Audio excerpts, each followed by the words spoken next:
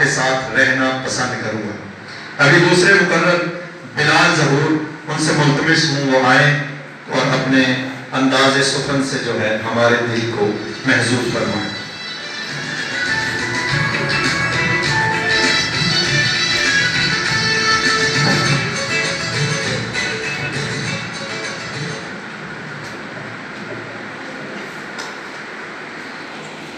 نحمده ونصلي ونسلم على رسوله الكريم، اما بعد فاعوذ بالله من الشيطان الرجيم، بسم الله الرحمن الرحيم، لقد كان لكم في رسول الله أسوة حسنة، صدق الله العظيم وصدق رسوله النبي الكريم، إن الله وملائكته يصلون على النبي يا أيها الذين آمنوا صلوا عليه وسلموا تسليما، الصلاة والسلام عليك يا سيدي يا رسول الله وعلى آلك وأصحابك يا سيدي يا حبيب الله۔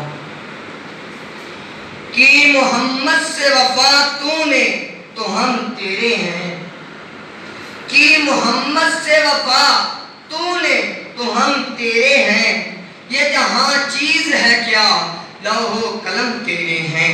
صدر ذی وقار، میں نے آپ کے سامنے قرآن مجید فرقان حمید میں سے ایک آیت مبارکہ کا کچھ حصہ تلاوت کیا، جس کے بارے میں اللہ رب العزت فرماتا ہے، جس کا ترجمہ امام احمد رضا خان بریلوی نے اس طرح کیا ہے کہ بے شک تمہارے لیے حضور صلی اللہ علیہ وآلہ وسلم کی زندگی ایک بہترین نمونہ ہے۔ آپ صلی اللہ علیہ وآلہ وسلم نے سب سے پہلا پیغام نوجوان نسل کو قلب و نظر کی پاکیزگی کا عطا فرمایا۔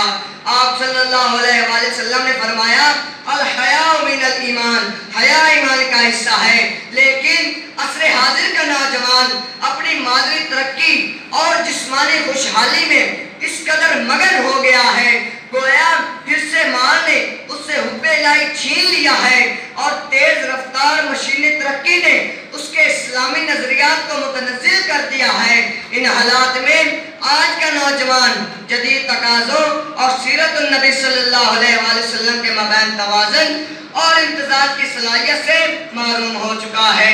آپ صلی اللہ علیہ وآلہ وسلم کا یہ پیغام آج کے نوجوان کے لیے ایک کامل نمونے کی حیثیت رکھتا ہے۔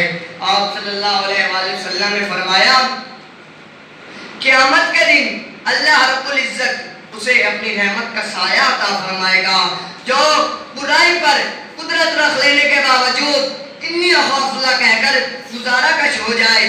یہ حقیقت ہے کہ آج کی سائنس اور ٹیکنالوجی نے فاصلوں کو مٹا دیا ہے اور ہر ناممکن کو ممکن بنا دیا ہے، لیکن مجھے یہ کہنے کی اجازت دی جائے ڈھونڈنے والا ستاروں کی گزرگاہوں کا، ڈھونڈنے والا ستاروں کی گزرگاہوں کا اپنے افکار کی دنیا میں سفر کر نہ سکا، جس نے سورج کی شعاعوں کو گرفتار کیا، جس نے سورج کی شعاعوں کو گرفتار کیا، زندگی کی شب تاریخ سحر کر نہ سکا۔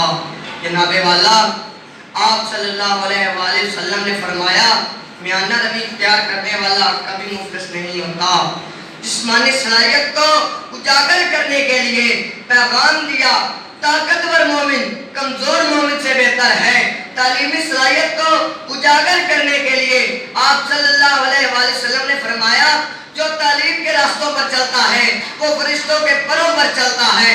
آج اس کی برکت سے کہ تاریخ نے ہمیں وہ نوجوان اور علماء کرام عطا کیے ہیں کہ جن کے نام ہمارے لیے ایک سند کا باعث ہیں۔ ان کی جسمانی صلاحیت کو دیکھیے، ان کے پیشے ان کے نام کا حصہ بن گئے۔ امام قدوری برتنوں کا کام کرتے تھے، قدوری کہلائے۔ امام غزالی دھاگے کا کام کرتے تھے، غزالی کہلائے۔ آج کا یہ نوجوان اگر آپ صلی اللہ علیہ وآلہ وسلم کے بتائے ہوئے پیغامات پر عمل کرے تو ہم بھی ان بلندیوں کو چھو سکتے ہیں جن بلندیوں کو اصحابہ کرام رضوان اللہ اجمعین اور ان کے بعد میں آنے والے پیروکاروں نے چھوا۔ جو کرنی ہے جہاں گیری محمد کی غلامی کر، جو کرنی ہے جہاں گیری تو محمد کی غلامی کر، عرب کا تاج سر پہ رکھ خدا بندے عجم ہو جا، وآخر دعوانا ان الحمدللہ رب العالمین والسلام۔